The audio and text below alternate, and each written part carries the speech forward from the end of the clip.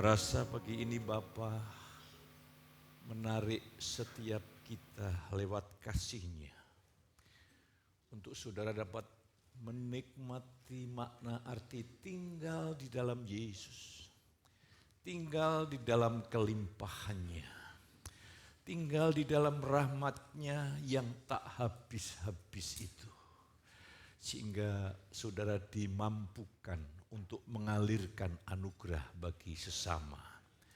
Mari Bapa, berbicaralah, tarik kami lebih dalam lagi, tarik kami dalam persekutuan lebih dalam lagi, sehingga dari setiap hati anak-anak-Mu memiliki sebuah kerinduan yang baru untuk mengalami persekutuan pribadi, baik di dalam gereja, di rumah, dimanapun kami berada. Dan lewat persekutuan itu Tuhan, Kau pakai hidup kami menjadi bejana. Seluruh kekayaan Kristus bekerja mengalir lewat hidup kami. Dan banyak orang diberkati Tuhan lewat hidup kami. Berbicaralah Bapa, demi nama Yesus kami berdoa. Haleluya. Amin. Saya silakan duduk kembali. Salam.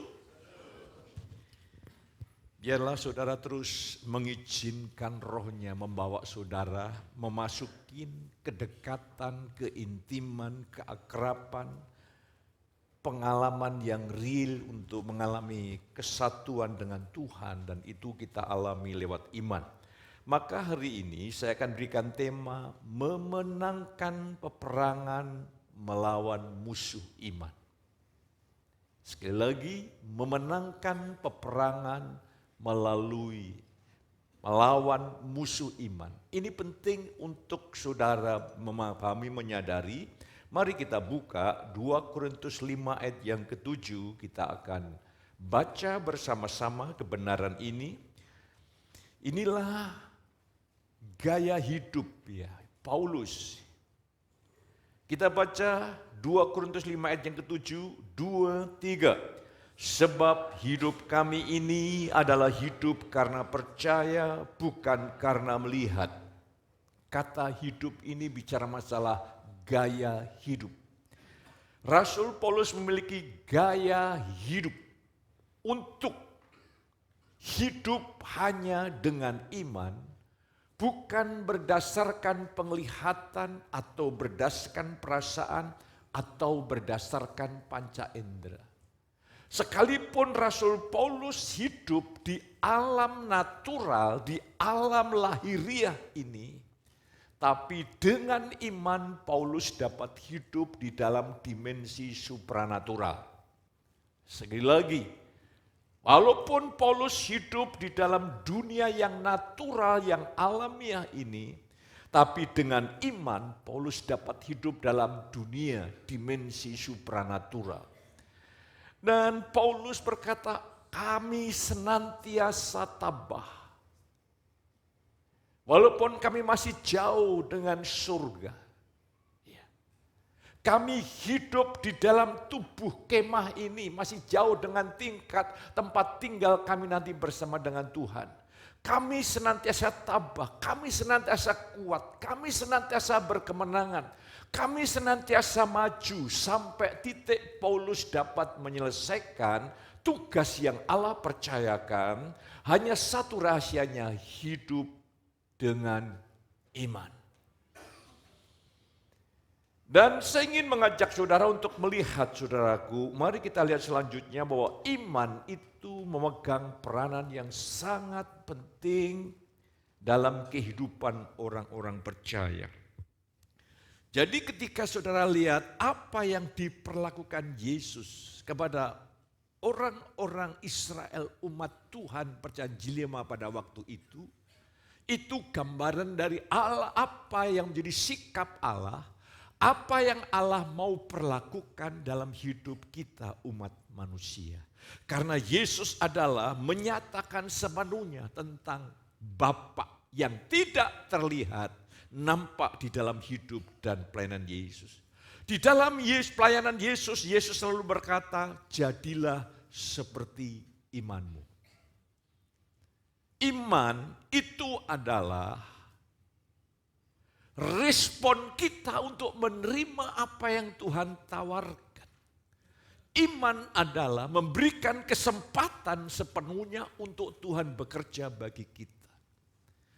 Dan Yesus berkata juga, berbahagialah kamu yang percaya sekalipun tidak melihat. Sekalipun tidak ada bukti-bukti dari panca indera, iman itulah yang dipuji Tuhan. Maka ketika Yesus ada di muka bumi, dia tidak memuji tokoh-tokoh moralis dari ahli Taurat dan orang Farisi. Itu kan termasuk tokoh-tokoh yang hebat pada waktu itu, sangat disegani, dihormati, dan orang melihat itu tokoh-tokoh yang dalam tanda kutip menjadi panutan. Tapi mengapa Yesus tidak memuji tapi justru mengecam mereka? Kamu ini seperti kuburan, luarnya putih tapi dalamnya penuh tulang belulang. Tapi yang dipuji Yesus adalah perwira Kapernaum. Aku tidak pernah jumpai iman sebesar ini di antara umat Israel. Mengapa Tuhan tidak puji perilaku perbuatan ahli Taurat orang Farisi? Sebab kita harus melihat iman dan perbuatan dua hal yang berbeda. Perbuatan mengandalkan diri sendiri dengan iman yang mengandalkan Tuhan, dua hal yang berbeda. Adapun perbuatan yang benar itu adalah buah dari iman. Bukti dari iman itu nampak di dalam tindakan. Lah, hari ini iman memegang peranan yang sangat amat penting. Pertama, Alkitab mencatat orang benar akan hidup oleh iman. Artinya adalah seluruh kehidupan orang yang benar, orang yang dibenarkan, orang yang percaya, setiap saat hanyalah oleh iman. Jadi saudaraku, kalau saudara ingin menjalani hidup, saudara ingin hidup di dalam kuasa Allah dan disanggupkan untuk melakukan kehendak Allah, setiap saat hanya hidup oleh iman. Maka apa yang terjadi ketika betul-betul saudara hidup dengan iman? Saudara akan memiliki kuasa Allah yang menyanggupkan saudara untuk hidup di dalam kehendak-Nya. Mari kita akan lihat ayat 2 Roma 1 ayat 17. Sebab di dalamnya nyata kebenaran Allah yang bertolak dari iman dan memimpin kepada iman, seperti ada tertulis, orang benar akan hidup oleh iman. Atau orang benar akan hidup ditentukan oleh imannya. Hari ini penting untuk saudara mendalami iman. Maka pentingnya kayak care group ya. Care group itu adalah kelompok di dalamnya anugerah Allah bekerja di dalamnya. Untuk saudara makin diperteguh, dikokohkan iman saudara. Ya. Orang yang imannya lemah, dia tergoda untuk hidup minta dukungan dari manusia. Tapi orang yang imannya kuat hanya butuh dukungan dari Tuhan. Makanya saudara harus mengerti tujuan daripada care group. Kita makin mengenal Tuhan, makin menghidupi dengan iman. Setelah pulang dari pertemuan care group, iman saudara dibangkitkan, iman saudara diteguhkan, dan buahnya ketaatan saudara makin bertumbuh kepada Yesus. Itu inti tujuannya. Hari ini saya ingin mengajak saudara, mari hari ini belajarlah apa sih sebetulnya hidup dengan iman itu seperti apa. Nanti yang saya ingin jelaskan betapa pentingnya peranan iman ini. Dan saya ngajak saudara sekalian, terus iman memegang peranan yang sangat penting. Yang kedua adalah kita dapat mengalahkan dunia hanya melalui iman. Tidak ada yang lain. Artinya saudara dapat mengalahkan kejahatan yang ada di dunia ini hanya oleh iman. Hanya melalui iman. Dunia di mana kita ada ini, saudaraku, sebetulnya saudara ini ketika saudara menjadi ciptaan baru, manusia baru, kita tinggal di dalam tubuh yang lama. Kita tinggal dalam dunia yang sudah jatuh. Paulus mengatakan, aku mengeluh oleh beratnya tekanan. Karena aku ingin tinggal bersama dengan Yesus Kristus. Tetapi aku harus tinggal dalam dunia yang sudah jatuh ini. Aku tinggal di dalam tubuh ini. Dan itu cukup memberikan tekanan yang luar biasa bagi Paulus. Tetapi aku berjalan dengan iman. Yaitu Paulus ingin keluar dari yang natural dan yang alami ini. Dia mulai meraih, menggapai hal-hal yang surgawi, yang supranatural, yaitu hidup dengan iman. Hari ini saya ingin mengajak saudara untuk melihat dunia ini adalah dibangun oleh sebuah sistem sebetulnya, hanya satu, untuk melawan Kristus. Semua filsafat dibangun.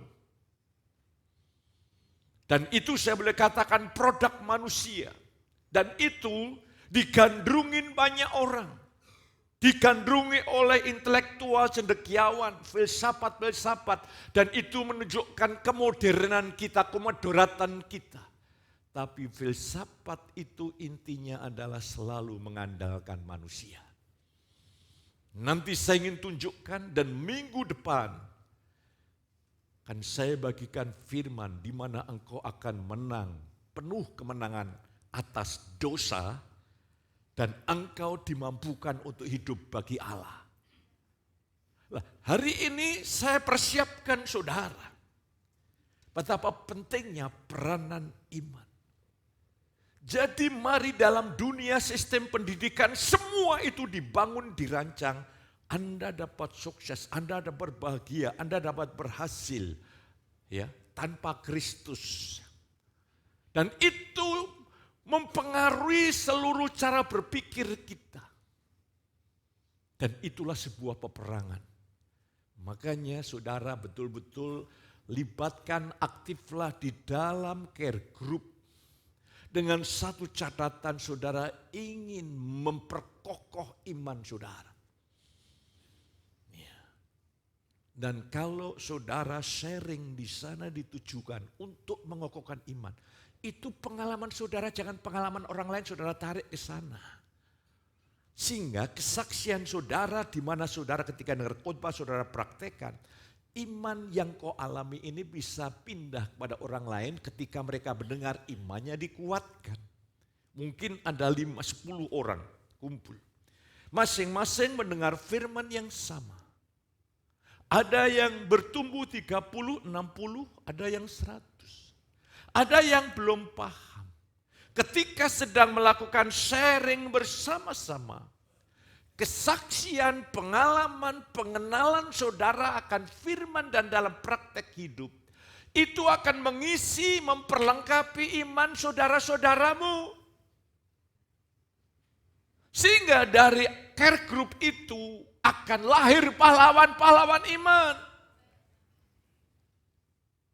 Sebab kalau saudara baca pahlawan iman di dalam Ibrani pasal yang ke-11 ayat 1 yang di akhir ayat 40, kita menerima sesuatu yang lebih baik daripada tokoh-tokoh iman dalam perjanjian lama. Sesuatu yang spektakuler sebetulnya. Sesuatu yang sangat dahsyat. Lah hari ini mari, nanti saya ingin tunjukkan ayatnya. Ya kita lihat next ajanya, 1 Yohanes 5 ayat yang keempat. Sebab semua yang lahir dari Allah mengalahkan dunia dan inilah kemenangan yang mengalahkan dunia, iman kita. Mari hari ini saudara menghadapi pencobaan yang sama, kita menghadapi pencobaan yang sama. Ya. Jadi kehidupan kekristenan itu bukan kehidupan yang ya santai-santai, enggak bisa. Kita hidup dalam dunia yang sudah jatuh. Kita hidup di dalam anggota tubuh, nanti hari Minggu saya jelaskan. Di dalam anggota-anggota tubuhmu ini ada hukum dosa. Sekalipun engkau telah lahir baru, engkau tidak bisa melawan hukum dosa ini. Dan hukum dosa itu seperti apa? Saya ingin tunjukkan. Hukum adalah sebuah ketetapan yang berlaku terus-menerus. Coba saudara feedback, lihat ke belakang. Dosa apa yang selalu mengikuti saudara? Saudara berjuang untuk melepaskan, tidak bisa. Dan itu menghantui saudara, mewarnai hidup saudara. Dari tahun ke tahun dosa itu terus muncul. Itu namanya bukan perbuatan dosa. Kalau dosa itu sekali, tapi kalau dosa berkali-kali ya hanya itu saja. Itu sudah ketetapan hukum yang ada. Dan engkau bisa melawannya, minggu depan saya kasih tahu. Kita melihat diri kita sendiri. Mungkin kita berpikir sudah bertumbuh. Tapi ada bagian-bagian yang bertahun-tahun kita hanya ada di area itu dan tidak keluar dari area itu. Tetapi ada kabar baik bagi saudara. Disinilah perannya Injil kasih karunia. Itu memberi solusi yang sangat luar biasa. Kita lihat sebelumnya, yang ketiga. Kita diselamatkan bukan melalui perbuatan tetapi melalui iman. Jadi iman itu adalah respon kita, sikap hati kita untuk menerima apa yang Tuhan tawarkan. Tetap kita ini bukan robot yang dipaksa Tuhan. Ada sikap yang harus kita ambil, namanya keputusan etis itu kita ambil, kita menerima tawaran Tuhan atau tidak. Itu namanya iman. Orang yang imannya kecil karena dia memahami atau tidak membuka hati sepenuhnya, kurang paham sepenuhnya, sehingga tidak mengerti apa yang Tuhan telah sediakan bagi saudara dan saya. Sehingga kita menggunakan iman yang kecil karena memang pemahaman iman hanya seukuran itu. Iman saudara makin besar, makin besar, makin besar, makin besar, makin yakin, makin teguh. Engkau makin berani mengharapkan yang secara manusia tidak mungkin. Bagi Tuhan tidak ada perkara yang mustahil. Ketika iman saudara tidak bertumbuh, saudara hidup hanya di atas batasan konsep cara berpikir saudara, maka saudara akan terputar-putar di area itu. Tuhan ingin bawa kita mengalami terobosan terus naik, terus naik, terus naik dalam seluruh aspek hidup kita. Jadi saudara kekasih, kita diselamatkan oleh iman, bukan oleh perbuatan.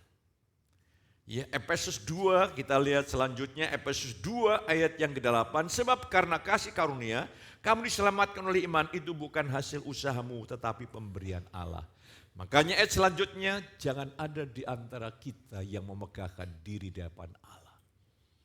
Saya menarik kesimpulan sederhana, orang yang sungguh-sungguh hidup di dalam kasih karunia ditandai oleh makin rendah hati di hadapan Tuhan. Saya kasih sekelumit untuk minggu depan saya bagikan. Ini kita ditolong oleh cara paham dari John Stott. Pertama, orang yang belum mengenal Yesus merasa dirinya benar, tidak merasa dirinya sebagai orang berdosa, tidak butuh juru selamat, yang dibutuhkan adalah agama. Mereka tidak mengalami seperti Paulus, aku manusia celaka, siapa yang bisa melepaskan aku? Paulus membutuhkan pertolongan dari pihak luar. Tapi orang di luar Kristus, aku sanggup, aku mampu. Maka doa saya adalah Tuhan Roh Kudus melalui Taurat tunjukkan akan kesadaran keberdosaan mereka. Supaya mereka tahu kebutuhan akan juru selamat. Yang kedua, orang Kristen yang tidak bertumbuh sangat kuat mengandalkan diri sendiri. Ini bahaya ini saudaraku, ini juga bahaya. Tapi orang Kristen yang bertumbuh secara rohani dan dewasa akan menyadari tuntutan Tuhan terlalu tinggi untuk dapat kita lakukan secara manusia. Yang kedua, kita melihat diri kita ini bobrok. Bukan hanya itu, setelah saudara lahir baru, manusia baru kita ini tidak bisa melakukan kehendak Tuhan. Untuk melawan hukum dosa tidak bisa. Bahkan saya pertegas hari Minggu, saya makin diteguhkan, saya bersuka cita luar biasa untuk memperlengkapi jemaat. Saya hanya berdoa, Tuhan bagaimana jemaat itu bebas dari pekerjaan dosa dan dapat totalitas hidup bagi Allah. Saya berdoa. Suatu saat Tuhan mulai menyingkapkan, wah saya penuh sukacita yang luar biasa. Saya penuh kesukaan untuk membagikan kepada jemaat. Lah hari ini mari kita akan lihat. Kita diselamatkan hanya oleh kasih karunia. Dan kita terima dengan iman. Lah di manakah tempat perbuatan? Perbuatan baik itu adalah buah iman. Dan perbuatan baik fungsinya, Yakobus berkata, imanmu menjadi sempurna melalui perbuatan-perbuatan yang kamu lakukan. Ya. Mengapa orang imannya tidak kokoh, tidak kuat? Karena ketika kita mempercayai firman, tidak kita terapkan dalam hidup. Akhirnya iman kita lemah dan mudah untuk kehilangan pengharapan di dalam Kristus karena masalah yang muncul. Jadi dengan beberapa kebenaran ini luar biasa saudara kasih, ya. Jadi saudara saya ini diselamatkan oleh iman, mengalahkan dunia oleh iman. Saudara hidup dalam kuasa Allah hanya oleh hidup dengan iman. Kita sekarang menarik kesimpulan iman yang diajarkan Alkitab mengajarkan 3 hal yang saya ingin bagikan bagi saudara. Poin yang pertama, iman itu menyadarkan bahwa kita ini manusia lemah. Tapi Tuhan kuat. Kalau saudara kuat, engkau tidak perlu butuh iman. Tidak perlu iman. Kita ini lemah. Coba saudara lihat. Untuk mengatasi titik-titik lemah yang saudara simpan. Berpuluh-puluh tahun tidak lepas. Berarti kita tidak sanggup. Tapi di tempat inilah saudara menemukan kabar baik. Titik-titik lemah yang menyiksa saudara dengan rasa bersalah, rasa tertuduh, tekanan, beban berat. Hari Minggu nanti Tuhan akan lepaskan total. Sehingga saudara akan menjalani hidup yang wow. Begitu bangun pagi, wow luar biasa. Ajaib Tuhan, hidup penuh anugerah yang luar biasa. Lah hari ini kita akan lihat, iman itu menyadarkan bahwa kita ini lemah. Bahkan bukan lemah sebetulnya. Ya. Aku telah disalibkan dengan Kristus, namun aku hidup. Hidup yang kuhidupi di dalam daging, ini kayak bahasa yang membingungkan. Aku telah disalibkan tapi aku hidup. Hidup yang kuhidup dalam daging berarti ada 2 aku. Ya, ada 2 aku. Aku yang pertama adalah aku yang berdosa, kemanusiaan kita ini secara prinsip sudah disalibkan. Tapi aku yang baru adalah manusia baru rohaniah kita yang kekal. Walaupun kita hidup di dalam daging tapi tidak hidup menurut daging. Hidup yang kuhidupi dalam daging ini adalah aku menaruh iman kepada Kristus.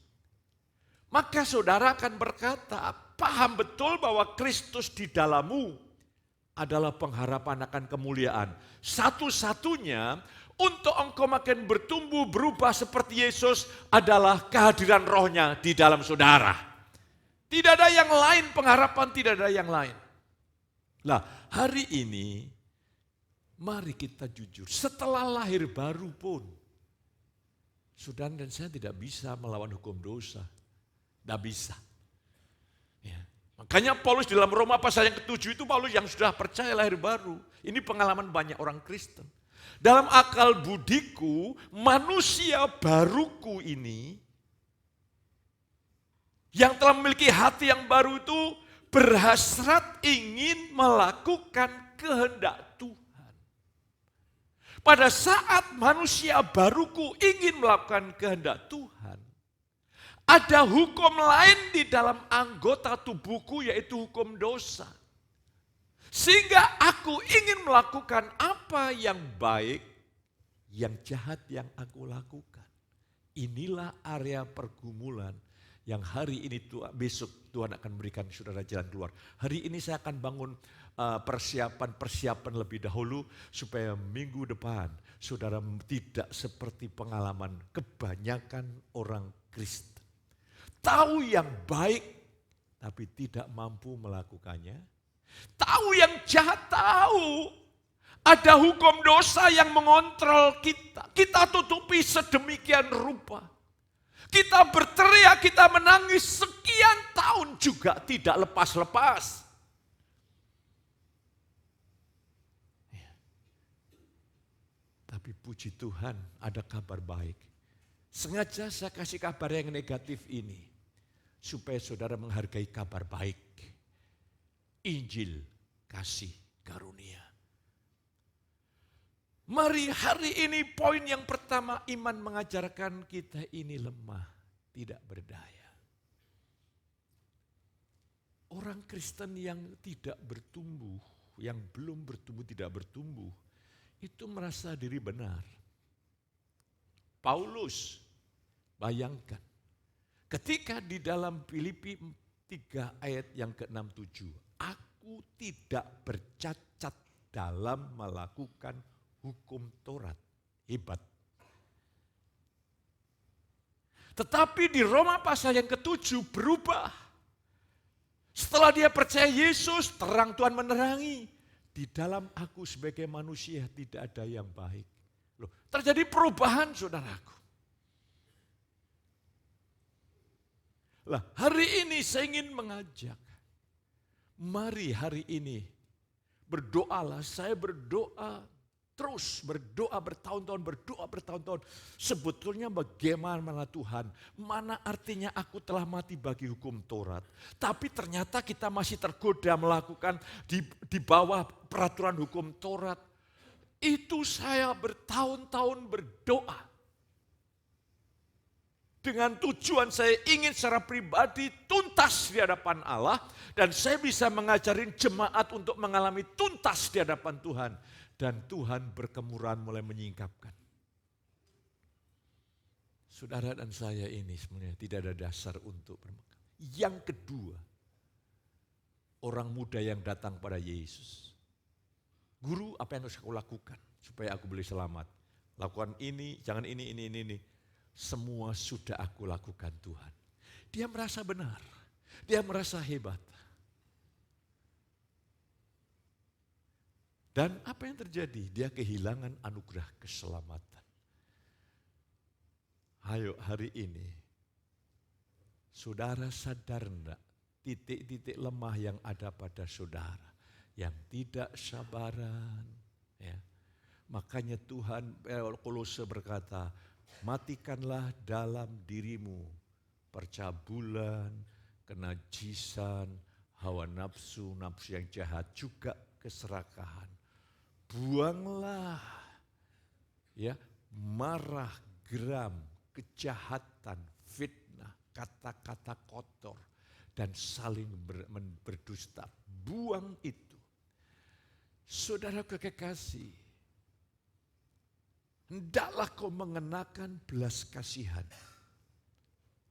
kemurahan, kerendahan hati, kelemah lembutan dan kesabaran. Ayo saudaraku, tidak bisa,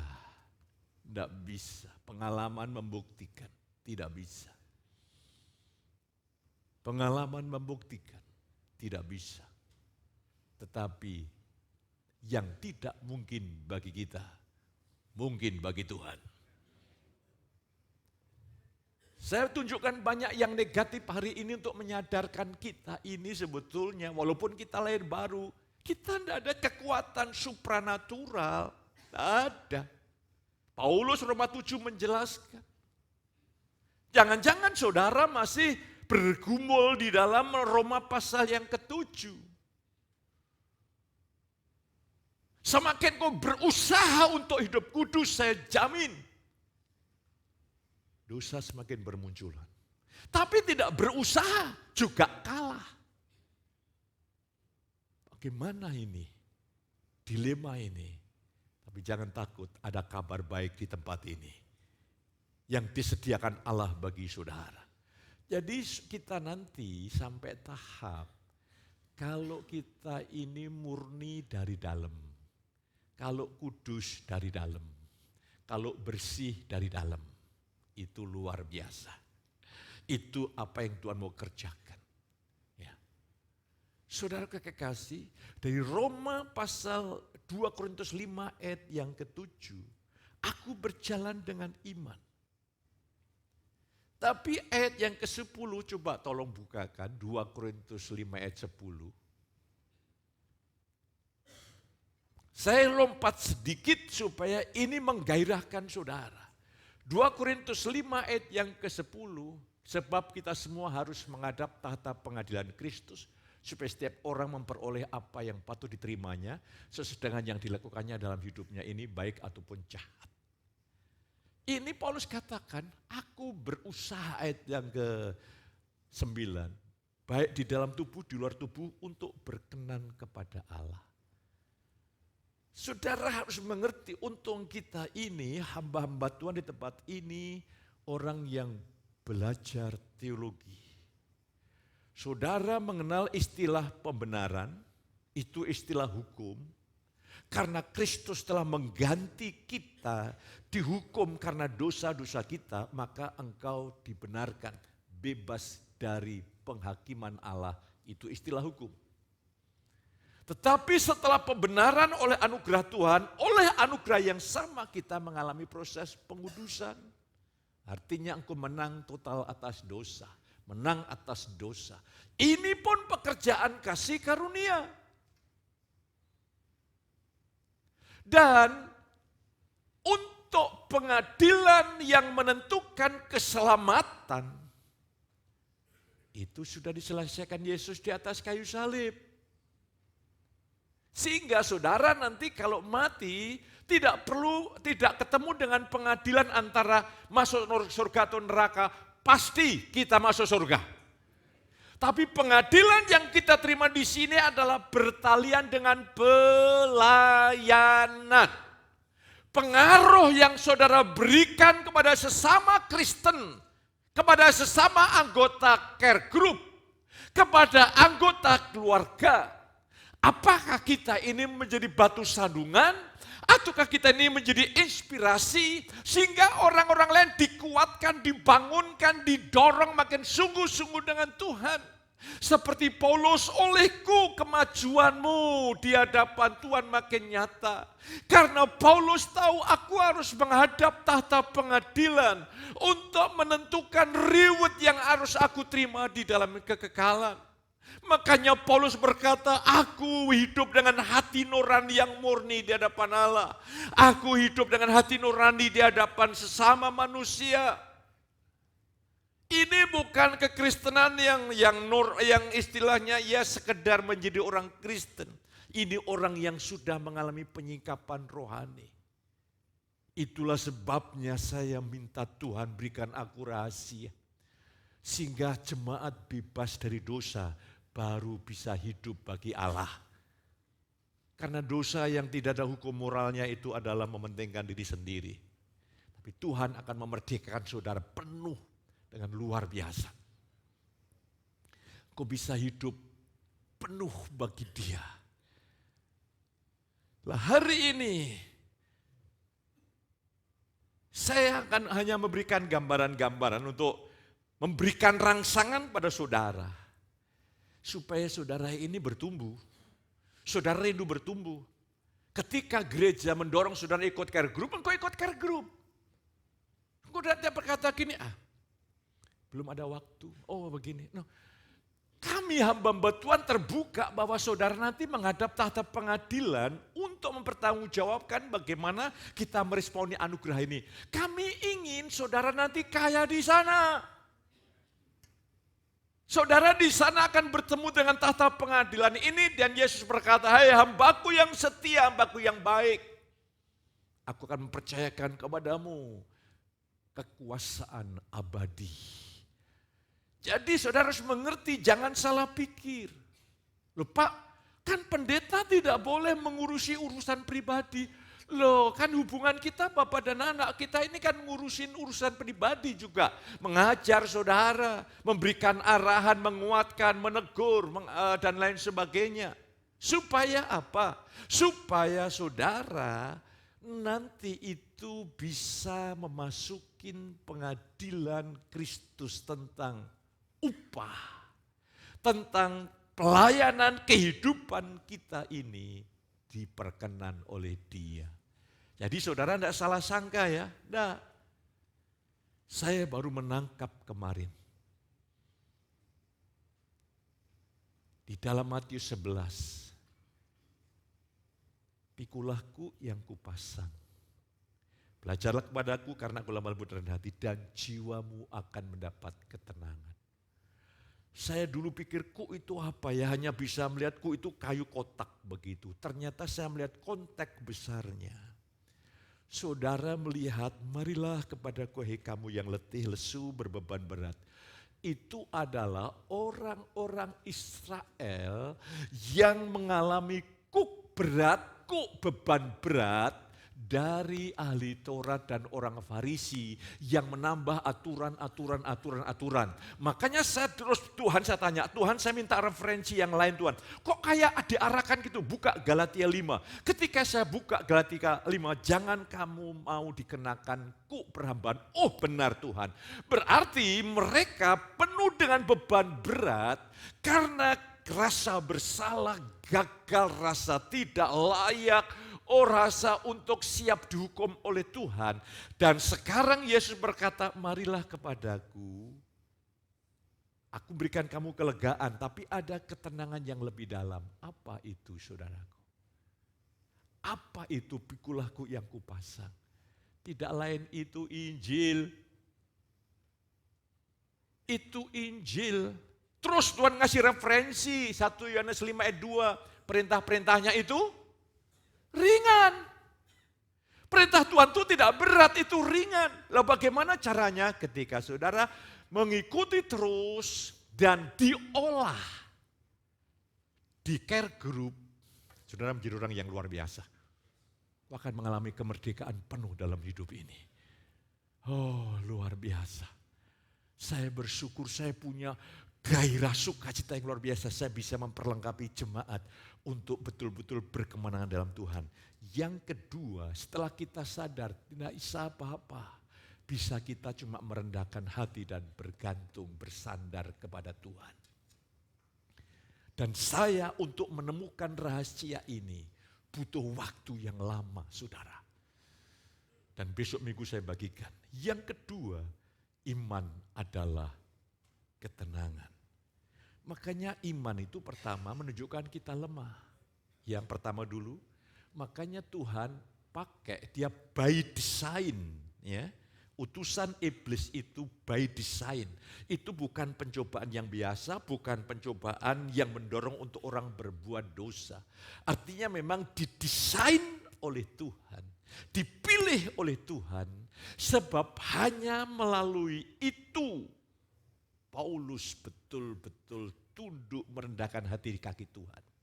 Tuhan itu tahu persis caranya berbeda-beda. Tuhan tahu akan membuat saudara tunduk dan takluk kepada Dia. Dia maha bijak. Dia atur segala sesuatu by design oleh Tuhan. Dan ketika itu Paulus menghadapi duri dalam daging.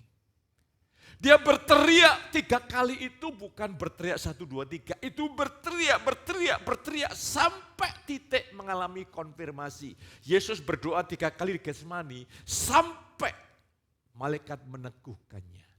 Dan setelah itu Yesus berkata, "Nak, Aku bukan ingin mengangkat duri, enggak. Tapi kasih karuniaku cukup bagimu. Justru dalam kelemahan kuasaku nyata. Langsung dirubah total. Yang tadinya ingin memberontak kepada Tuhan. Aku sekarang rela dalam kelemahan. Aku rela di dalam tekanan karena Kristus. Luar biasa. Dan itulah yang membuat Paulus bisa mengakhiri pertandingan. Karena sejak peristiwa itu Paulus tidak berani membanggakan diri. Dan dia berkata, aku hanya bermegah di dalam Tuhan. Titik kebergantungan Paulus bukan diri. Karena dia orang hebat, pendidikannya hebat. Semuanya hebat, menunjang semuanya. Dan Tuhan mulai berperkara. Tuhan menghibur saya begini, nak, yang mengembalakan bukan kamu, tapi aku. Kamu hanya bagian firman, nanti yang bekerja aku. Jadi dialog dengan Tuhan itu bukan dialog yang spiritual. Terus bagaimana Tuhan? Aku yang mengatur keseharian umatku. Aku yang tahu bagaimana menangani jemaatku. Sampai dia tunduk kepadaku. Oke Tuhan. Sekarang saya hanya pikul kukmu saja dan jiwaku tenang. Dan kita sama-sama mengalami proses pengudusan untuk makin seperti dia. Itulah sebabnya kita sadar lemah. Yang kedua, iman adalah ketenangan. Iman itu ketenangan. Ketika perwira Kapernaum datang anaknya sakit. Dia berkata, Tuhan, anakku sakit. Yesus memandang dan berkata, oke, aku akan datang ke rumahmu. Jangan Tuhan, aku tidak layak. Katakan sepatah kata, maka hambaku, itu jam 1 siang. Setelah dia dapat firman, dia tinggal dalam ketenangan, keyakinan, kepastian batin apa yang dikatakan Yesus itu pasti terjadi. Dia belum melihat kabar bagaimana keadaan anaknya. Sejak dia mendengar firman Allah, dia kembali. Di tengah-tengah perjalanan, orang-orang mulai datang kepadamu. Anakmu sembuh jam 1. Dia ingat yang dikatakan Yesus jam 1. Sebetulnya yang jadi permasalahan kita ini seringkali tidak menyadari bahwa firman itu jaminan lebih dari segala-galanya. Kalau engkau tangkap firman, itulah jaminan bagi saudara dan saya. Jadi perwira Kapernaum belum mendengar kabar bagaimana keadaan anaknya. Dan tidak dipengaruhi oleh kondisi keberadaan anaknya, tapi terbakar oleh sukacita damai di atas perkataan Yesus, anakmu sembuh. Lah hari ini ketika firman Allah disingkapkan oleh Roh Kudus, itulah keadaanmu yang baru. Itulah masa depanmu, itulah hari-hari yang akan datang bagi saudara. Iman di sini artinya ketenangan. Kalau saudara masih bergumul, saudara masih mengatasi masalah sehari-hari, masalah rumah tangga, masalah kelemahan, kok atasi kok masih bergumul. Itu artinya saudara sedang mempersiapkan diri untuk Roh Kudus menunjukkan, akan memberikan iman.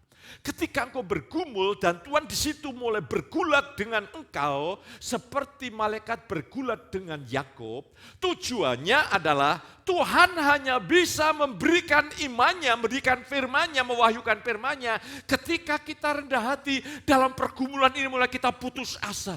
Tuhan, aku tidak bisa ini, tidak mungkin aku bisa mengatasi. Aku serahkan dalam tangan Tuhan. Titik inilah Roh Kudus bisa menanamkan firman-Nya menjadi iman. Dan ketika iman datang, pergumulan pergi. Dan menjadi ketenangan, keyakinan, kepastian batin. Pasti masalahmu, dosamu terlepas. Luar biasa. Yang ketiga, iman mengisyaratkan kita untuk selalu bersekutu dengan sumber iman, yaitu Tuhan. Bangun persekutuan diberi dengan Tuhan. Saya tidak mau bermegah dengan jam-jam doa saya. Tapi saya hanya berkata kepada Tuhan, Kalau Tuhan berkata begini loh, ini saudara harus melihat dari konsep perjanjian baru, jangan kita ini tertekan oleh pengaruh hukum Taurat ini. Tinggallah di dalam aku. Kita pikir itu, wah dengan usaha sendiri, gagal. Kalau Tuhan berkata tinggallah di dalam aku, akhirnya kasih Bapa menarik engkau dalam pelukannya. Saya hanya berkata gitu, Tuhan engkau mengatakan tinggal dalam aku berarti engkau menarik aku. Rohmu menjaga aku, memelihara aku, untuk aku tetap tinggal di dalam engkau. Ini pekerjaan dia. Daging tidak mau tinggal dalam Tuhan. Jadi perintah yang seolah-olah menyakitkan ada menjadi sebuah janji yang menyenangkan dan menggairahkan. Maka hari ini terus saya berdoa mulai hari ini Tuhan kasih-Nya menarik saudara di dalam tahta hadirat Allah. Sehingga engkau tahu-tahu suka berdoa dengan sendirinya. Engkau suka untuk merenungkan firman Tuhan dengan sendirinya. Yang tadinya itu doa bagi saudara, aku tidak ada waktu Pak. Tuhan kasih waktu itu di Sang Pencipta itu penuh hikmat, 24 jam itu berarti cukup. Engkau berkata, wah aku tidak ada waktu, tidak ada begini. Engkau tidak dipimpin roh. Sampai kadang-kadang saya berdoa dalam perenungan pribadi, Bapak hikmatmu biar mengajar aku tentang kasih karunia ini. Kalau hikmatmu tidak mengajar, aku tidak bisa menangkap ini. Masih ada selubung ini Tuhan. Dengan penuh rahmat Tuhan mulai menyingkapkan dan membuka. Dengan jelas Tuhan seringkali juga berkata gini, baca buku itu. Puji Tuhan saya punya banyak referensi buku. Tuhan tuh dengan jelas, kayak tadi malam juga begitu. Saya ini tidak jelas Tuhan. Kayak Tuhan tuh baca buku yang itu. Oke, saya merendahkan hati, saya belajar. Tuhan mulai singkapkan. Oh Tuhan, caranya begini ya, luar biasa. Lah, kalau saudara ingin dengar khotbah dan diberkati oleh firman, sebelumnya berdoalah. Ajar aku secara pribadi Tuhan. Firman yang hamba-Mu sampaikan, bawa aku untuk mengalami pribadi menjadi pengetahuan batinku. Saya percaya Tuhan pasti bekerja. Ya, next. Rahasia polos yang penuh kemenangan, efektif dan dipakai Tuhan luar biasa adalah satu, hidup oleh iman. Paulus menjelaskan bahwa ia tidak hidup berdasarkan penglihatan perangsaan tapi panca indera. Dari apa yang dipaparkan oleh Paulus, kita dapat menyimpulkan bahwa penghalang terbesar dalam kehidupan kekristenan, kehidupan iman kita adalah kehidupan perasaan. Jadi musuh yang terbesar ada di dalam hidup kita, tanpa sadar kita tidak hidup dengan iman, tapi kita hidup dengan perasaan. Saya ingin jelaskan sedikit saudaraku, yang tadi saya jelaskan panjang lebar adalah iman. Seperti apa orang yang hidup dengan perasaan.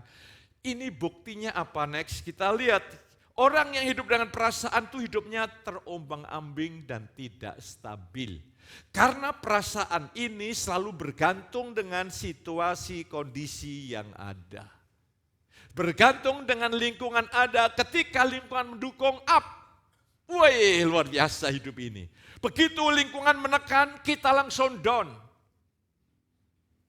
Ya, kayak alat aja ada step up, step down. No, kita hari ini tidak hidup seperti itu. Yang kedua, orang yang hidup dengan perasaan itu reaktif. Karena apa? Karena emosi kita ini selalu meresponi. Wah, kalau baik luar biasa. Tapi kalau benci juga luar biasa. Sangat reaktif sekali. Yang ketiga, orang yang hidup dengan perasaan adalah pusat pengejarannya adalah kesenangan diri dan hidup hanya untuk kepentingan diri. Inilah hidup perasaan itu, hidup dengan aku yang lama tadi. Maka apa yang terjadi? Sumber kepuasan dan kebahagiaannya adalah hal dari dunia ini yang berubah-ubah, tidak ada ujung jelasnya.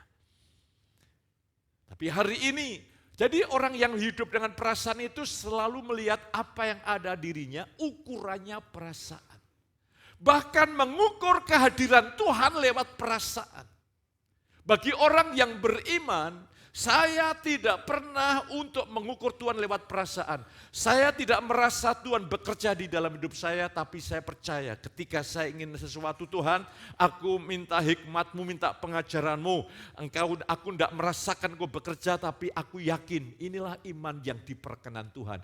Dan secara ajaib Tuhan mulai bekerja dengan luar biasa. Nah, selanjutnya adalah hidup orang yang hidup dengan iman. Hidupnya kokoh, kuat, dan stabil. Yang kedua proaktif, artinya bertindak dengan iman, bertindak dengan prinsip kebenaran, bertindak dalam pimpinan rohnya. Yang ketiga, pusat pengejarannya adalah menyenangkan Tuhan, kehendak Tuhan. Ya. Jadi sumber kepuasannya hanya dari Dia. Tapi kalau orang yang hidup dengan perasaan, ya, sumber kepuasannya sekarang ini kan model kalimat-kalimat baru ini udah mewabah ini. Aku mau jalan-jalan healing. Boleh, enggak apa-apa. Ketika engkau healing, siap-siaplah untuk kehilangan 3 juta, 5 juta, 7 juta, sampai 10 juta. Tapi permasalahannya engkau menikmati itu hanya sementara engkau di tempat rekreasi.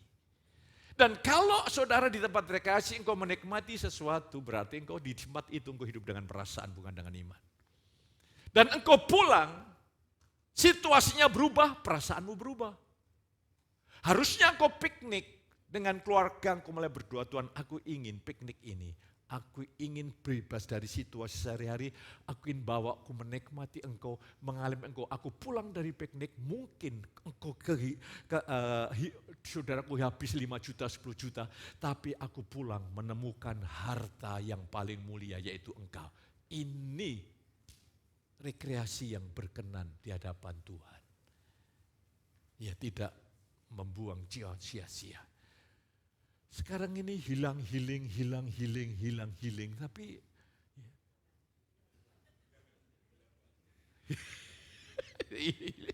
imanmu hilang, saudara.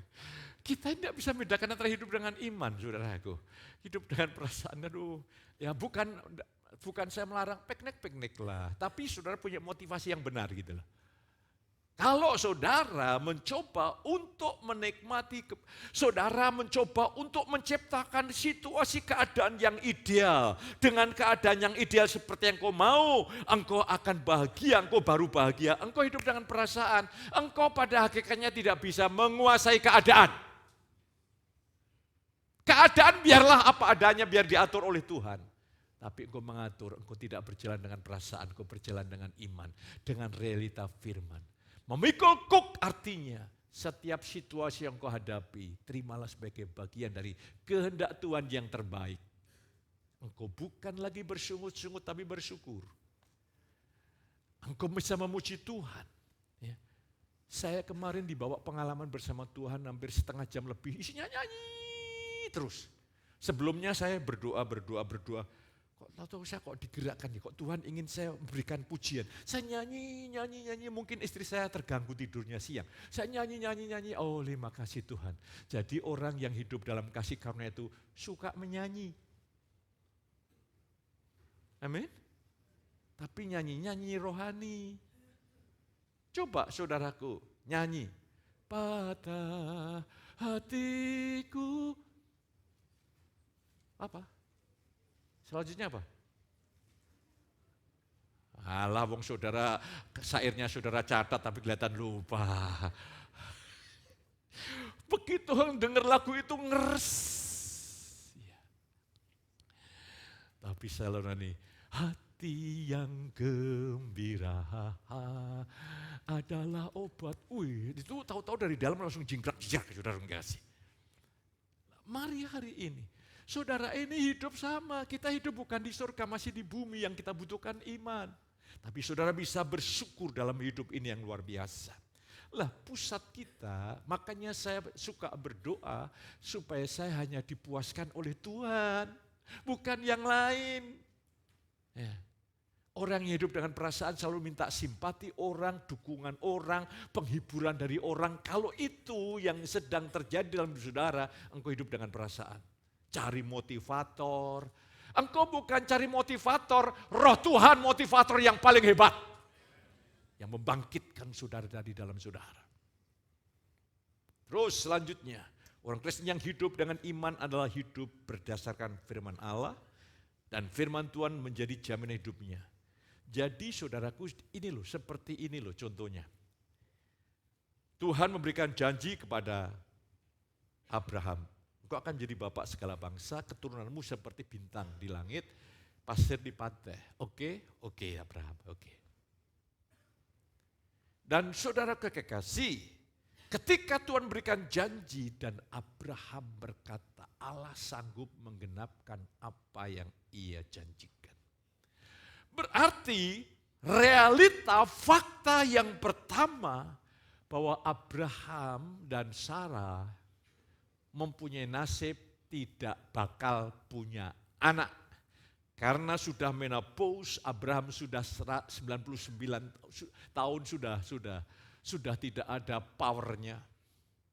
Jadi fakta yang pertama Abraham sudah tidak mungkin, maka sampai ada ide untuk menghampiri Hagar. Itu sudah mentok imannya. Dan apa yang terjadi saudara kekasih? Allah memberikan visualisasi supaya Abraham tahu, sekalipun dia melihat dirinya, perasaan itu selalu melihat dirinya sudah tua, Sarah sudah menopause, tapi yang dilihat janji Tuhan. Yang diimajinasikan adalah bintang-bintang di laut. Oh, berarti belum tidur ya. Ya, haleluya. Pasir-pasir di langit. Ya, puji Tuhan, berarti respon saudara saya menunjukkan saudara masih punya perhatian. Jadi saya akan panjang sedikit itu. Jadi dari fakta yang sudah dipatok, ini memang nasibmu seperti ini. Tapi nasib itu berubah ketika Abraham percaya janji Tuhan. Nasibmu berubah ketika kau percaya janji Tuhan. Lah, firman itu adalah realita rohani. Itu sesuatu yang rohani. Iman itu kan dasar dari yang pengharapan kita, bukti dari apa yang tidak kita lihat. Bukti yang pertama adalah Abraham sama Sarah tidak mungkin punya anak lewat bukti panca indera. Tapi dengan iman dia percaya janji Tuhan. Tuhan bawa Abraham dari bukti yang alamiah menjadi bukti yang supranatural seperti janjinya. Sehingga Abraham dipakai untuk menyatakan kedahsyatan Allah sampai bumi ini binasa. Pengalaman Abraham akan tahu bahwa lahirnya Ishak itu karena kasih karunia, perbuatan Allah. Dan Tuhan, Abraham sudah mati, Tuhan pakaimu dan pakai saya. Supaya seluruh dunia akan tahu hidupmu dan hidupku ini adalah bukti dari kasih karunia yang dahsyat. Tuhan sedang rindu, makanya iman hari ini diajarkan karena Tuhan ingin bawa engkau dalam realita ilahi yang Tuhan sudah janjikan lewat firman-Nya. Bukti mengatakan makin tua makin lemah, daya pikirnya makin merosot kuat, dan pikun itu normal, carpe diem itu normal. Itu fakta, tapi hari ini firman Allah berkata bertambah tua, bertambah gemuk, bertambah segar dan yo ngerti no, ayo saudara engkau, yo ngerti no, haleluya. Itu yang kita percayai. Jangan saudara melihat diri sendiri, aduh, aku kok sekarang gak mudah lupa ya. Saya berdoa Tuhan. Saya juga belajar tentang sedikit medis ya. Tentunya saya tidak bisa menjelaskan sehebat Dr. Yuniarti. Tuhan, sel-sel di otak ini harus punya regenerasi yang baik supaya aku tidak gampang lupa gitu. Oh, kalau pendeta lupa bahaya loh.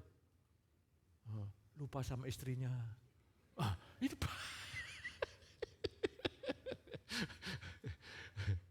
begitu melihat wanita lain disentuh, saya kira istri saya, ini bukan lupa, sengaja lupa. masih fresh, masih segar, masih kuat, masih semangat. Usia hanya sederetan angka. Begitu saya mulai tergoda, oh iya ya, saya sudah baru 66. 66, di atas kepala 6. Kalau saya pendeta aliran tertentu sudah meletus, emeritus maksudnya. Tapi masih Tuhan berikan kekuatan, masih Tuhan anugerahkan. Ya. Tapi jangan sampai nanti Danis berdoa begini, Tuhan biar aku cepat jadi gembala, biarlah Pak Gembala cepat mati ya. Awas loh kalau berdoa begitu. Nanti kuat-kuatan doa loh saudara gua. Enggak, anak saya orang yang baik sekali. Haleluya. Jadi saya ingin saudara tetap fit, fresh, segar. Amin, amin. Karena Injil, engkau tidak penuh beban rasa bersalah, beban gagal, beban dikutuk Allah. Kau harus bebas merdeka. Itulah Injil. Lah hari ini puji Tuhan, saudara dibawa kepada satu anugerah selanjutnya adalah orang beriman akan menikmati perhentian yaitu hidup penuh ketenangan dan kedamaian disertai keyakinan bahwa Tuhan adalah penolong yang dapat diandalkan dan Dia sanggup untuk menggenapi apa yang Dia janjikan. Jadi ketika engkau masih bergumul, sebetulnya bahasa rohaninya engkau sedang menyediakan waktu. Itu sekolah Tuhan. Bergumul sampai titik, oh Tuhan tidak bisa aku. Lah ketika engkau mulai berkata, aku tidak bisa Tuhan. Aku sekarang mempercayai engkau yang bisa. Roh Kudus menaruhkan imannya. Firman itu menjadi iman. Pergumulanmu berubah menjadi perhentian. Kau akan penuh sukacita. Kau menikmati bangun pagi hari ini luar biasa. Biasanya dalam dunia kerja, hari Senin itu hari yang paling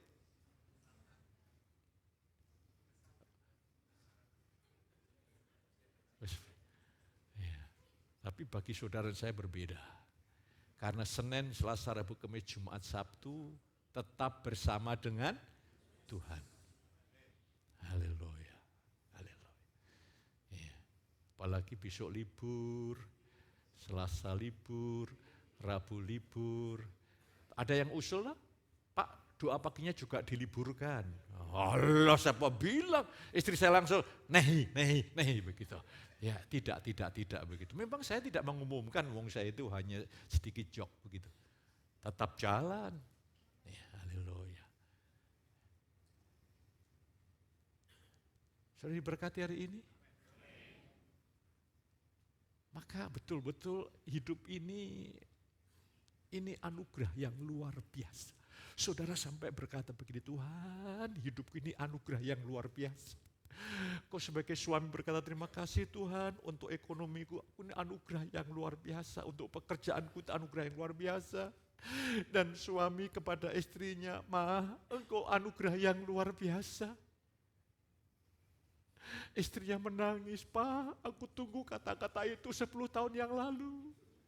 Mengapa hari ini baru muncul? Lah itu kan khotbahnya Pak Petrus. Lah kok suaranya Pak Petrus berubah? Demikian juga istri-istri yang suka agak rewel dikit gitu mulai ngomong, Pak, engkau ini anugerah bagiku ya Pak. Dasar laki-laki sombong. Tapi dalam hatinya, aku rindukan kata-kata itu. Ya mah, istri anugerah bagiku. Haleluya gitu. Saya bilang sama istri, mengapa kok kamu tidak ngajak saya rekreasi? Ini kan masih hujan, masih banjir. Asik juga punya istri seperti ini, saudara kasih. Lah saya ingin mengajak hidup ini ada 2 hal. Saudara penuh beban, tekanan. Pekerjaan tidak boleh menjadi tekanan. Pekerjaan itu anugerah.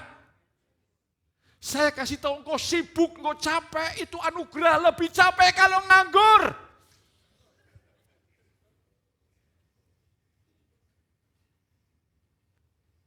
Kalau menganggur itu capek sekali. Wong saudara ini kadang-kadang tidak bersyukur, udah capek gini-gini. Yang tuatnya uangnya banyak. Wis nganggur capek, tidak ada duit. Saudara berkata, Pak saya capek dengan kesibukan saya kan pengen menganggur, tak doakan saat ini.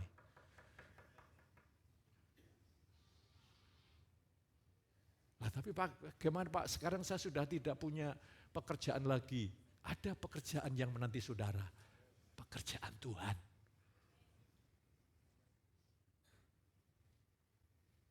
Haleluya. Puji Tuhan, saya bersyukur saya bisa memperlengkapi saudara pada pagi hari ini. Dengan doa dan harapan, saudara mengerti tentang penghakiman Kristus untuk surga dan neraka beres. Yang kita perhadapkan nanti adalah pengadilan tentang bagaimana kita menjalani hidup di dalam anugerah Tuhan. Apakah kita menyanyikan anugerah Tuhan atau sebaliknya kita bekerja keras. Jadi hari ini kau harus berpikir sehat. Puji Tuhan, hari ini poin yang penting, syukuri hidup saudara, syukuri rumah tangga saudara, syukuri pekerjaan saudara, syukuri kesibukan saudara. Kalau saudara sudah resign, bersyukurlah dengan apa yang ada pada saudara. Allah punya titik-titik rencana yang spesial. Setelah saudara mensyukuri, engkau sudah beres dengan keberadaan saudara, baru engkau mulai bisa bersyukur di hadapan Allah, baru saudara mulai sadar, ya Tuhan, hidup ini anugerah Tuhan, aku ingin sekarang mengucap syukur, mengasihi Tuhan. Aku terbeban untuk pekerjaan Tuhan. Aku mau ikut care group Tuhan. Ya. Jangan bilang saudara sibuk. Kalau engkau ikut care group alasan sibuk, engkau kehilangan anugerah sampai uncontrol. Engkau kerja siang jadi malam-malam jadi siang. Engkau sibuk, engkau tidak punya istirahat. Lah nanti kalau Tuhan kasih saudara istirahat di rumah sakit.